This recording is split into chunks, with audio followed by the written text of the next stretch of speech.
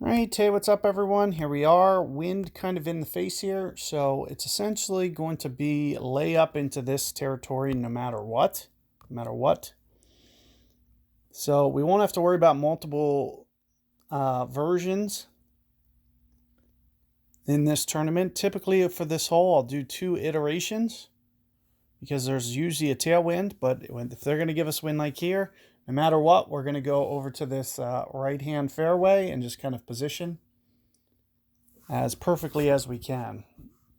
So here you'll see I go Kingmaker, thinking something along the lines of a Epoch here.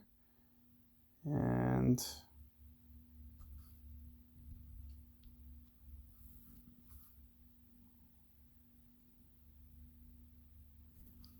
five and a half topspin, somewhere along that. You can also see kind of where I'm aiming, kind of 1 ring from the top here. So I'm typically 2.4 per ring. You want to make sure that you're very careful with your rings. So I'm going to go a little bit of an overplay, almost 4 rings. But you'll want to make sure that you're not adding any power or anything here. In fact, you can see I called a great ball. So let's see if that ends up altering this shot at all. And it looks like it is, because I'm going to clip the rough now. So if I would have, had that perfect, we wouldn't have clipped the rough. It would have made for an easier shot. You'll also see things like Epoch 6, Epoch 5. It'll be much easier to kind of dictate where you are. And I'm going to play kind of 2 iterations of this hole. So, I'll do 1 version here of a hop shot, and then we'll do 1 version of a bump shot. It's good to kind of know both, and depending upon what distance you get your tee shot to, will kind of dictate the way that you probably want to play this hole.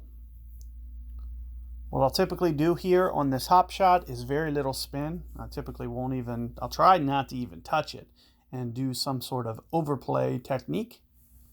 Is what I typically like to do.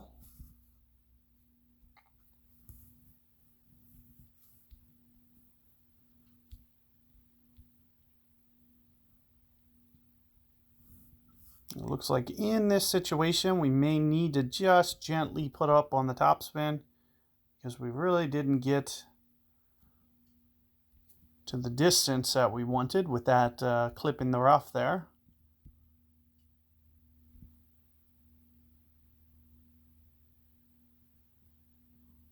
So you can see it where my rings are, and I'm thinking somewhere around maybe 9.5 here.